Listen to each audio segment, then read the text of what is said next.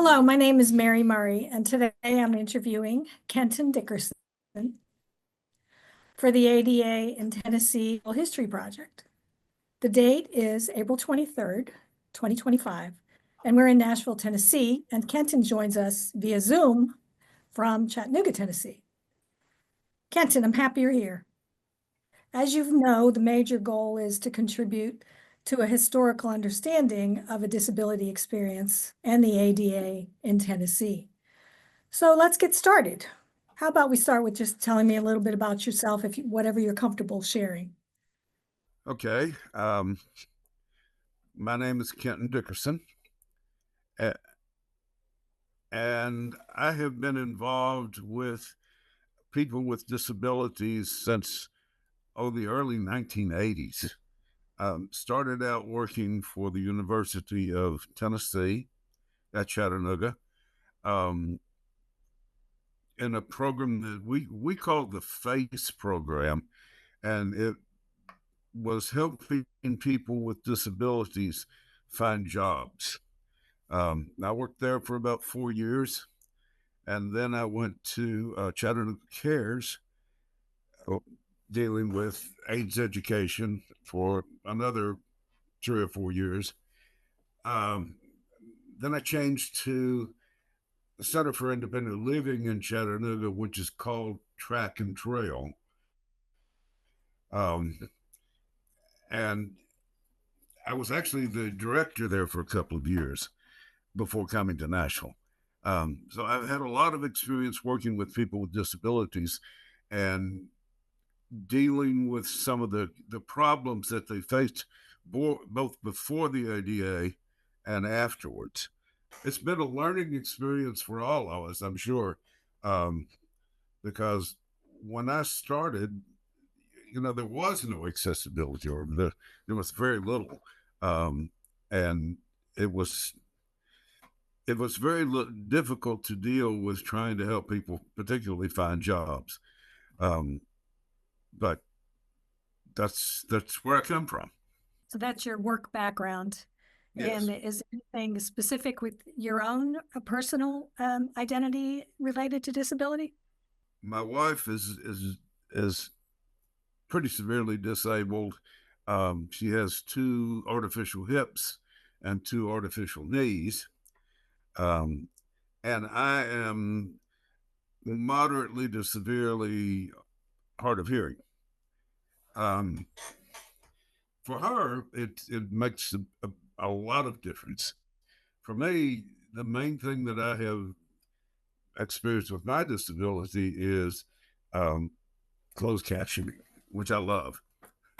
But yeah, she had a very difficult time just walking around and moving. Fortunately, she's always been a hard worker. She's always had a job, but there were still places where it was very difficult for her to get to, and had to do a lot of very slow walking and holding her up for quite some time. So in your life, you mentioned a lot about getting help for people working and your work experience. And are there other aspects of that the ADA, when it did come about, did it impact things? Oh yeah, yeah. Just out and about with that are obviously disabled, and they're able to go places and do things now that they obviously could not do before the ADA. Going shopping, for instance, I see it in the malls, I see it at stores, I see it in grocery stores with the riding around in the carts. Um, so yeah, it's made a huge difference in the life of people with disabilities. Do you think there's specifically, as people learned about it, there were less barriers, or do you think there were more? Do you have any stories related to trying to help people? You're smiling. Well, I have one that I tell this. We when I was in Nashville, we had a local chain of convenience stores call us, and they wanted us to do a survey of 6 of their stores. They had been, apparently somebody had come into one of their stores and fallen, and they were suing them. And of course, when you sue somebody, you sue them for everything.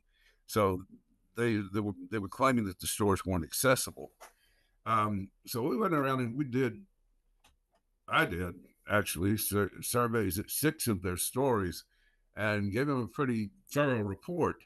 But what I found was not so much that they were not accessible. This was a little while after the ADA had passed.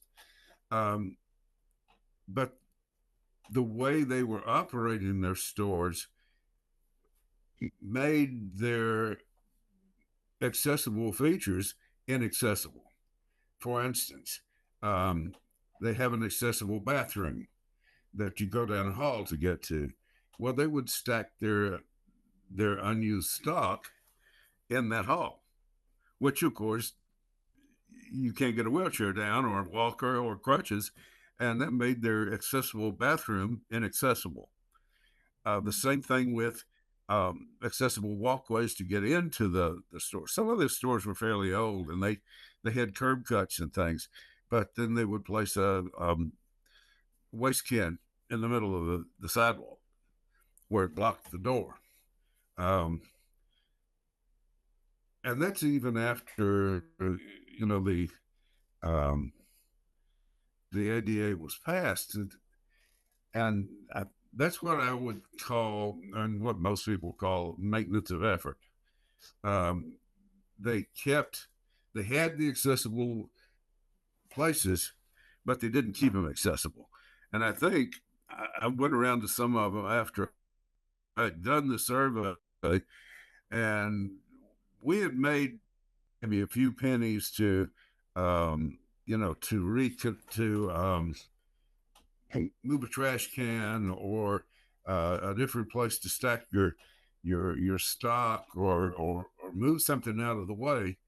And after a few months, I went around again, just looking at them, and it seemed like they'd come right back to the same thing. Uh, it's habit, you know.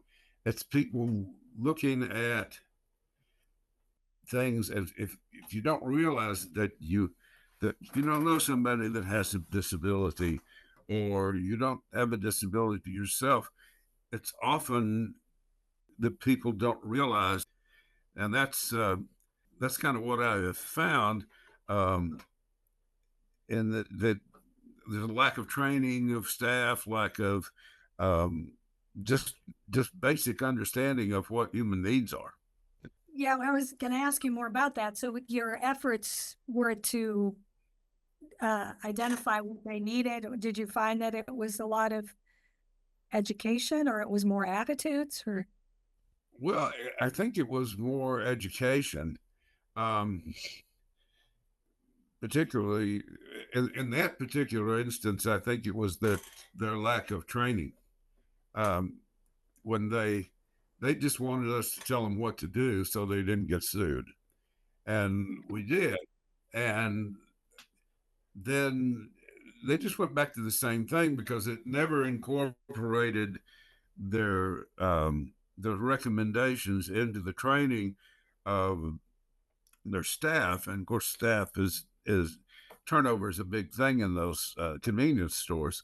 So I just don't think that they kind of grasp the idea that this is something you need to keep doing in order to remain accessible.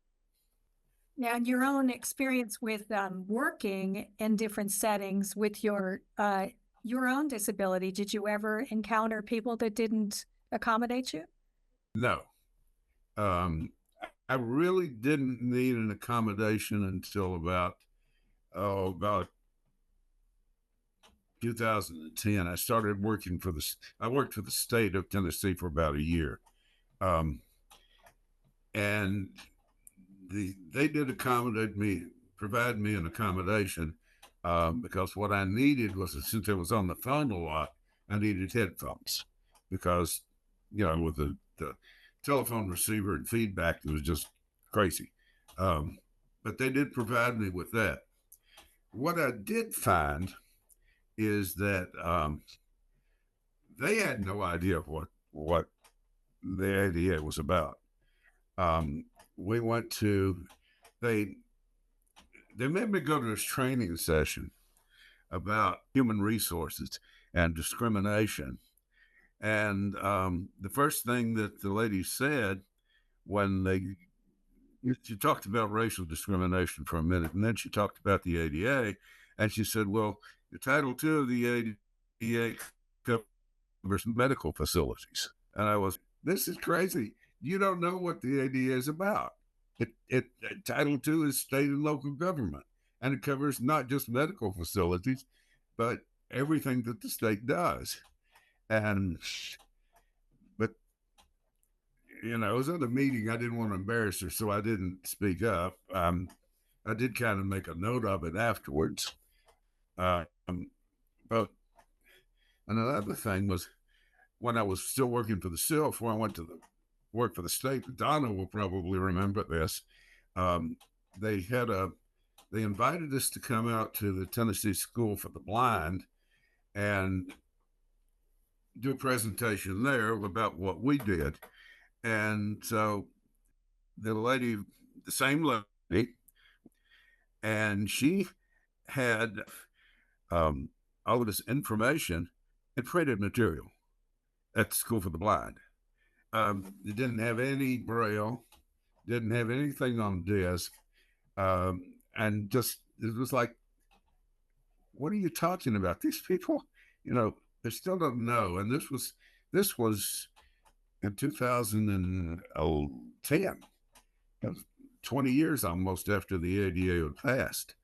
So the thing is, it still requires a lot of education. It's got to be an ongoing thing because as there's turnover and as people who are not directly involved with it just maybe glance at the act and see just the bare minimum, or somebody tells them something, um, there's not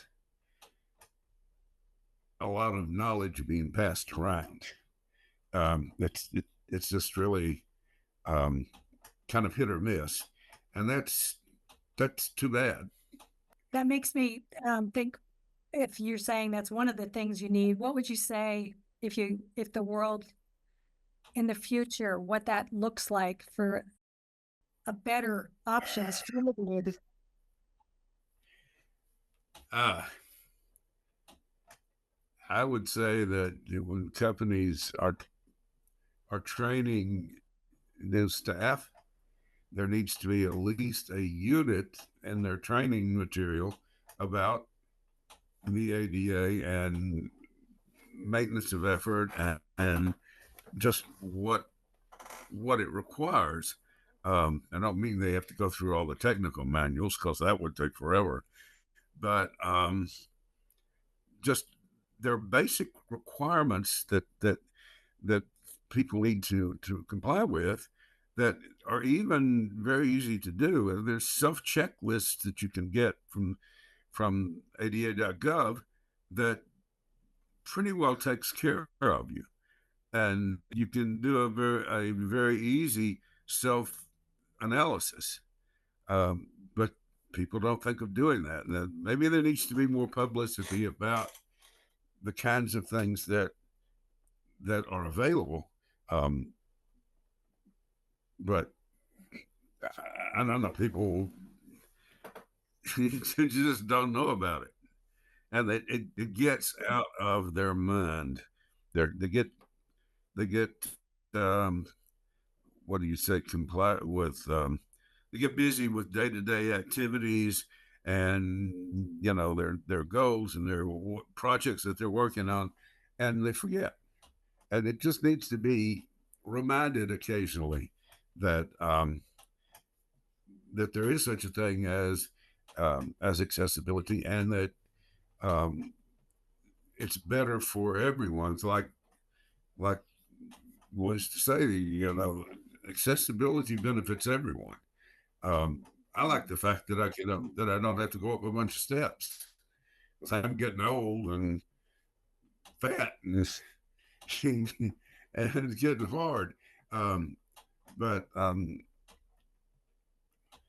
fact that I guess what I'm trying to think of.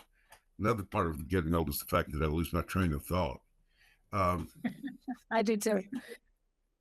but I like your term maintenance of effort. That makes sense. mm, Isn't that what you're describing? yeah, that's exactly what I'm describing. You got to, if you have accessible bathroom, make it so people can actually get in it. That sort of thing. And it just takes constant thinking and more. Wait a minute, if I do something, can people get by? If I put something here, can people get by it? Is it all too narrow? Is it um, is, is there something I'm not even saying? Tell you a little story about if Carol doesn't mind, I'll tell you a little story about her. She asked me to come and she worked with a, a housing thing for mentally disabled people for a while. And she asked me to come out and do a survey. And I went to the house and I, I said, well, I told her about we need a ramp to go up to the porch. And she said, well, I know we need a ramp to go up to the porch. And I know when look at the bathrooms, we need accessible bathrooms. Should that do it? And I said, well, what about the little 4-inch step at the door? And she was like, what? What step? Because you get so used to things that you forget about them being there. So she'd forgotten that there was a 4-inch step at the door to get into the place. So um, I had to tell her we needed a separate ramp to get from the porch to the door. That's just even those of us who are well acquainted with accessibility, we don't think of things all the time. Sometimes we have to be remembered or reminded.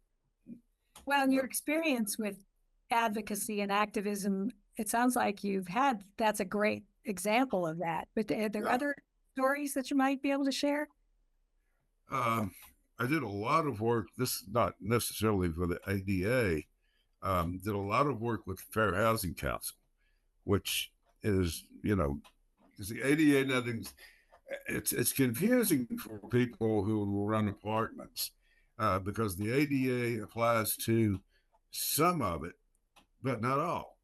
The ADA applies to common areas, entrances, elevators, things like that. But once you get into the apartments, then the ADA goes away and the Fair Housing Act takes precedence. Um, Although the accessibility requirements are a lot the same, um, once you're inside the apartment, there's certain measurements and things like that. But um, people don't realize, for instance, that um, all of the apartments on a ground floor need to meet certain requirements, not just the AD, not just the ones that they call ADA apartments, which is really strange because they're not ADA. But there's certain requirements for every apartment that's on the ground floor. Um, there's two different kinds of accessibility, and also the fact that if a building is built for any purpose other than or any purpose at all before 1988 and is first occupied by something before 1988, it doesn't have to be accessible at all except for the common areas. So that can be confusing for people, but I find that a lot of the apartment complexes that I've checked out have finally learned that, and they do a pretty good job of keeping up with those things.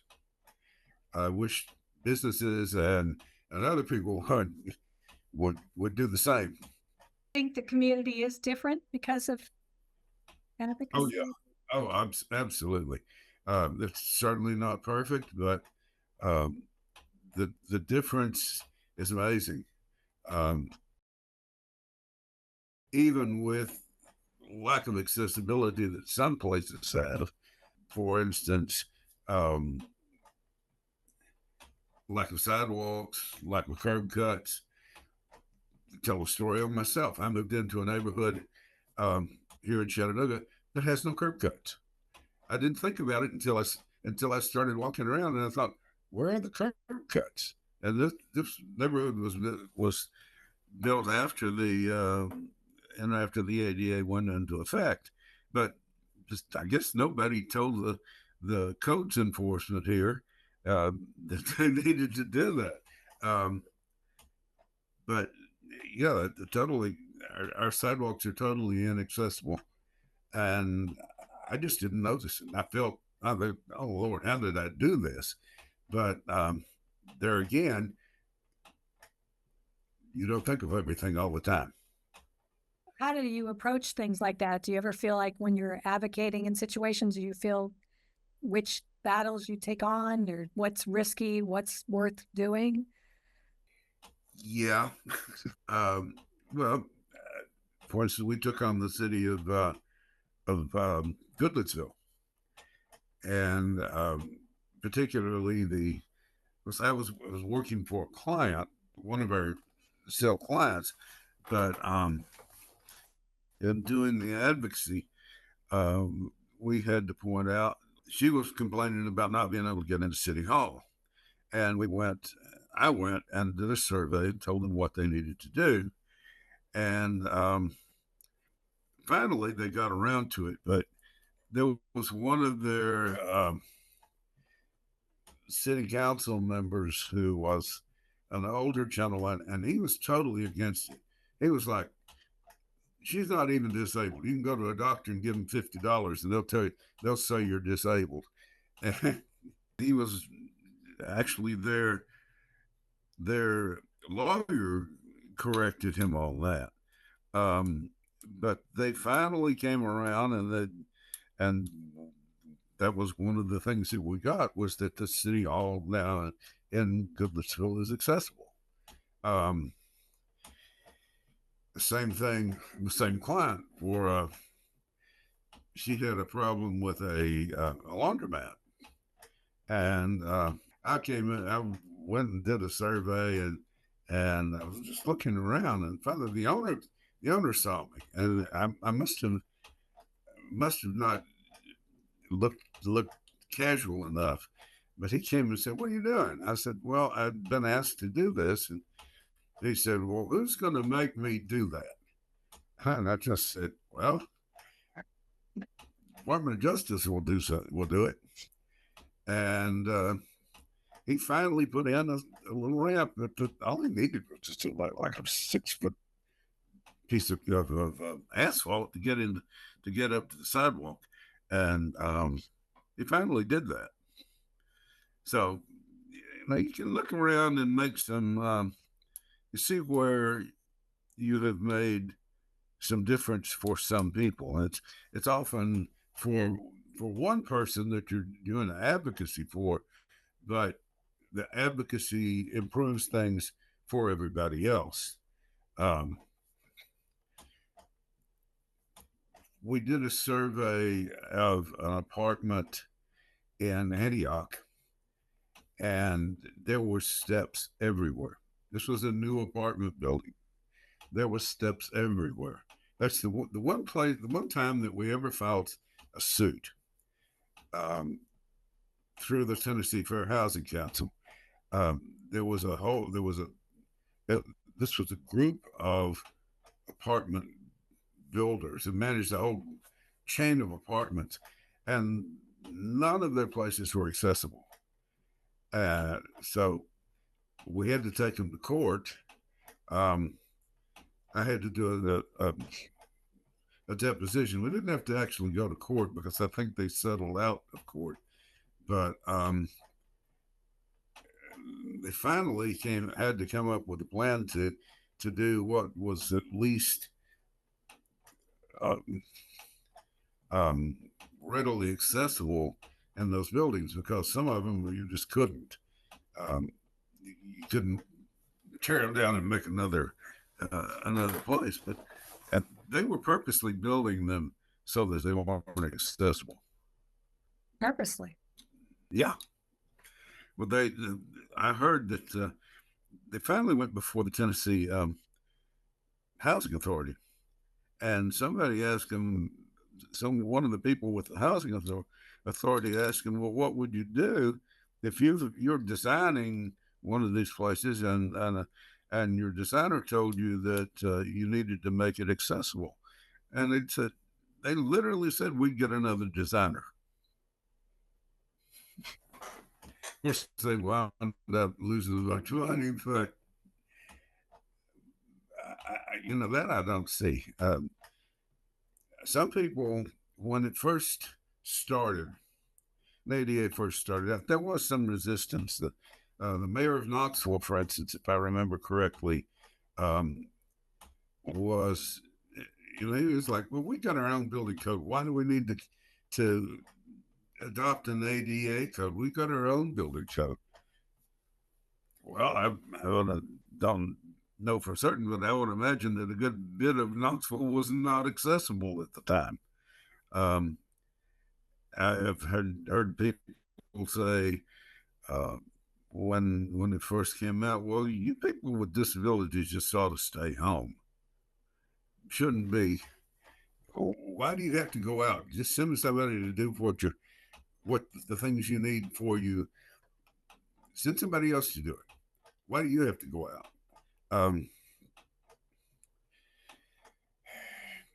When I was with track, we had a little ramp on going from our parking lot up to the sidewalk. It was in a strip mall, and a guy next to us, rented a place, and he was selling vacuum cleaners or something, and he just insisted that he was going to park in our accessible parking place because it was in front of his part of the strip mall. And he was, oh, why does he insisted he'd just take her sign and move it down the strip mall in front of our place. Well, there wasn't a ramp. And he was like, why does it have to be in front of my place? Well, told him that's where the ramp was. And we finally, he had got several citations for moving that sign and parking in the handicap parking place. The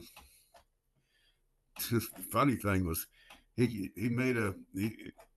spoke to one of our staff one day, and this was a lady who it was working for. She had arthritis, and she had been a marine drill instructor, and she had to retire because of her arthritis. And he spoke to her, and she just went at him like a drill instructor would go at.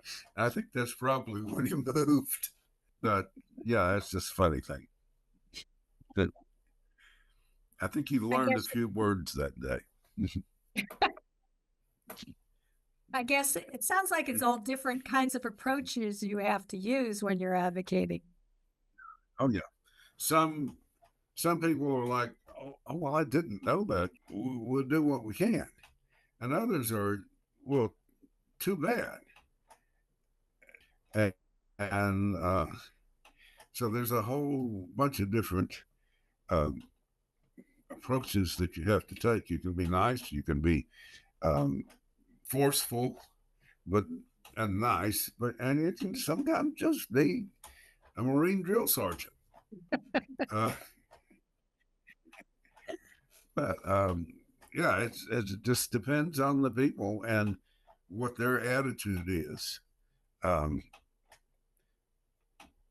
And I think most people have come around to the fact now, after 35 years, that they at least have some. The hostility isn't there so much anymore as it was. Um, maybe maybe they don't realize exactly what has to be done, but they're not so much, well, too bad, uh, anymore. I think that's what the whole thing with the ADA, in my opinion, was not made to. It wasn't passed to make things totally accessible right at the time. It was meant to be an ongoing process, because when it started out, if you had an existing building, you only had to do what was readily accessible, and then when you came along and remodeled, or if you did substantial remodeling, then you had to do other stuff. But it was meant to be an ongoing, um, I guess, project, if you will, or an ongoing um, environmental change, that wasn't it wasn't really supposed to be something that was right immediately. It was very well thought out. Um, Justin Dart and his group did a great job of figuring out some way to make it so it would improve in the future. And have you seen that? Oh yes, oh yeah, definitely. Places that would never have been accessible before or now. For instance, and transportation. For instance, I'll give you another one. When I worked for the university and was trying to set up, job interviews for people with disabilities, um, we had local transportation, that is handicap transportation, but they required a 2 week advance notice. And that, you know, you want to go and interview with someone for a job and say, "Oh, can you wait 2 weeks?" No, you can't. Um, but now, of course, it's 24 hours, and it's much more responsible. And besides the fact that there are now accessible buses, Chattanooga had Chattanooga was one of the first places to have accessible buses, and that was before I even moved to Nashville. But the problem was they were terrible accessible buses. Um, so they finally had to get a whole new fleet of buses that actually were working. But they had the at least the desire to do the right thing. Um, they still don't. I believe here in Chattanooga, they still won't go beyond the city limits. Now, Nashville, they'll pick you up anywhere in the county because they don't. They go beyond what the ADA guidelines say, um, that you have to live within 3/4 of a mile of a bus route. But Nashville, since it's city and county combined, they'll pick you up from anywhere, and that's um, so they go above and beyond what's required, but they will not take you out of the county. If you need to go, I used to think, well, what if somebody wanted to work for Nissan down in Smyrna? Well, you can't because you can't get there unless you drive, something like that. But the transportation is improved. It's always still a problem, but it's much better than it was. Um, because you don't at least have to wait 2 weeks before anymore. When you had to help people get jobs, did you have to think of you'd have to think of transportation and then the accessibility of the workplace? Were there other things? Yeah. I had, for instance, yeah, sometimes you have to get people to be able to demonstrate that they can do the job. Um, I'm thinking of one lady that had a skin disease that was awful looking, and it had affected her English. It figures it actually had eaten away the ends of her fingers. And she was an accountant. She was an excellent accountant, but people would look at her and say, "Well, how can you be an accountant because you can't? How can you hold a pen or pencil?" So I had to had to suggest to her, when you go for an interview, take some of your work with you and show them what you can do. Um, where you've some of the ledgers and stuff that you did in school and where you've worked before, and just show them that you can write neatly and do the work. Um, because sometimes people, I think, when an employment, people will they'll accept you you're in the office and they think you're a great person, but in the back of their mind, they're thinking, how can this person do what I need? How can a person in a wheelchair um, get to the places that they need to go? How can she keep a neat ledger when she doesn't even have whole fingers? Um, that's what you have to overcome. It's not just a matter of getting to their place and getting in the building. It's a matter of overcoming the people's ideas about what disabled people can and can't do. That was a creative solution. That was a good one. That sounds like that's made your job was very rewarding. Yeah, yeah. Well, it could be. When she got the job, I was like jumping up and down in the office, and people were going, "What are you doing? What's the matter with you?" Um, but yeah, there's sometimes you just have to be um, creative in the ways you do things, particularly employment. I haven't done employment in years, but that was just one thing that I remember, and I still it still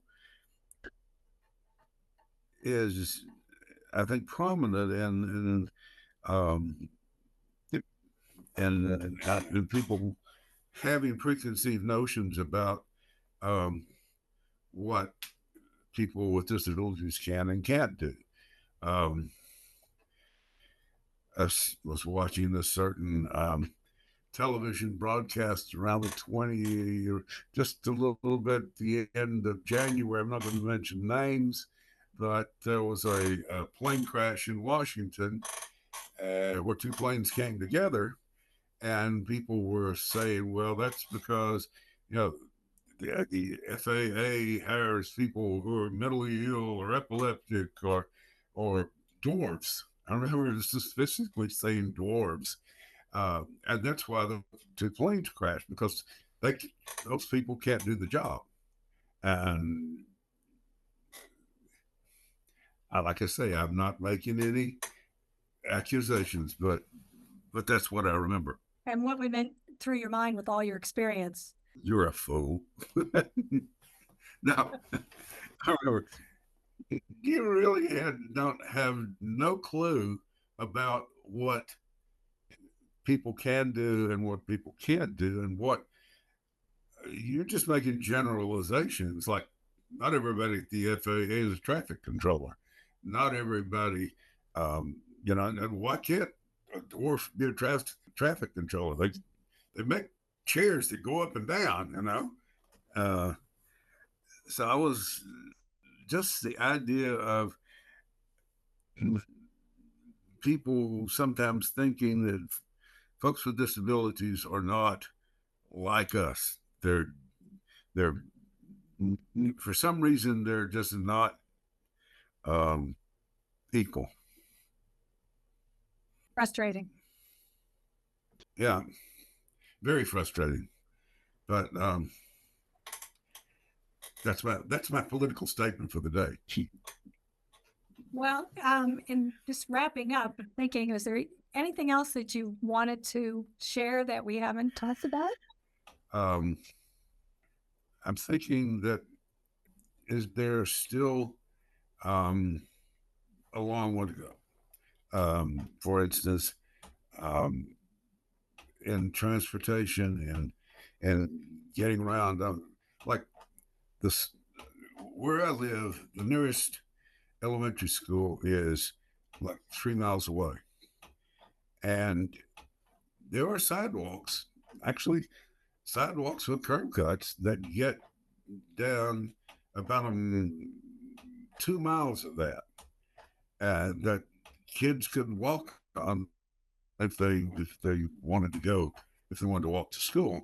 But for the last mile, there's it's on a road that gets a lot of traffic and has no sidewalks, and in places no shoulders, and that's, you know, people wonder why kids have to ride to school, and that's one reason, because we don't have the sidewalks and public accommodations that we really need.